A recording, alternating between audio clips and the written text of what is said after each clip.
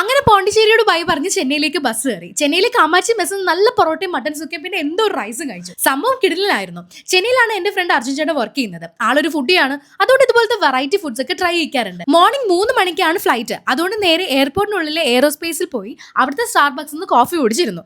എന്നിട്ട് അർജുൻ ചേട്ടനോട് ഭയം പറഞ്ഞ് നേരെ എയർപോർട്ടിലേക്ക്. അവിടെ എത്തിയപ്പോൾ തന്നെ ലയം ടീമും ഉണ്ടായിരുന്നു. സോ ടീമിൽ ഇനിയും ആൾക്കാർ ജോയിൻ ചെയ്യാനുള്ളത് കൊണ്ട് നമ്മൾ അവിടെ തന്നെ വെയിറ്റ് ചെയ്തിട്ടുണ്ടായിരുന്നു. അങ്ങനെ എല്ലാവരും വന്നിട്ട് നമ്മൾ നേരെ ലഗേജ് ചെക്കിൻ ചെയ്ത് സെക്യൂരിറ്റി ചെക്കിനും കഴിഞ്ഞ് ഡ്യൂട്ടി ഫ്രീയിലോട്ട് ഒന്ന് കണ്ണോടിച്ചപ്പോൾ നല്ല മനോഹരമായ ബോട്ടിൽസ്. ഉറക്കം തീരെ ശരിയാവാത്തതുകൊണ്ട് ഫ്ലൈറ്റ് കയറി ഉടനെ തന്നെ ഉറങ്ങണം എന്നായിരുന്നു പ്ലാൻ. അത് അതേപോലെ തന്നെ സംഭവിച്ചു. കണ്ണടച്ച് തുറന്നപ്പോഴത്തേക്കും ദേ ഈ ഒരു മനോഹരമായ കാഴ്ചയായിരുന്നു ഞാൻ കണ്ടത്. ബാങ്കോക്ക് ആൻഡ് പട്ടായ പോയിട്ടുണ്ടെങ്കിലും ഫൂക്കറ്റ് ആൻഡ് ക്രാബി കുറേ നാളത്തെ വിഷ് ലിസ്റ്റിൽ ഉണ്ടായിരുന്ന ഒരു പ്ലേസ് ആണ്. അതുകൊണ്ട് തന്നെ എക്സൈറ്റ്മെന്റ് ലേശം കൂടുതലായിരുന്നു. സോ ഡേ 1 സ്റ്റാർട്ട് ചെയ്യുന്നത് തന്നെ കുറെ അഡ്വഞ്ചർ ആക്ടിവിറ്റീസും ആയിട്ടാണ്. വേഗം തന്നെ റെഡിയായി ഇറങ്ങാൻ പറഞ്ഞു. അങ്ങനെ വാഷ്റൂമിൽ നിന്ന് തന്നെ പെട്ടെന്ന് ഫ്രഷൻ അപ്പ് ആയി ഇറങ്ങുവാണ്. അപ്പൊ ബാക്കി വിശേഷം നെക്സ്റ്റ് വീഡിയോ.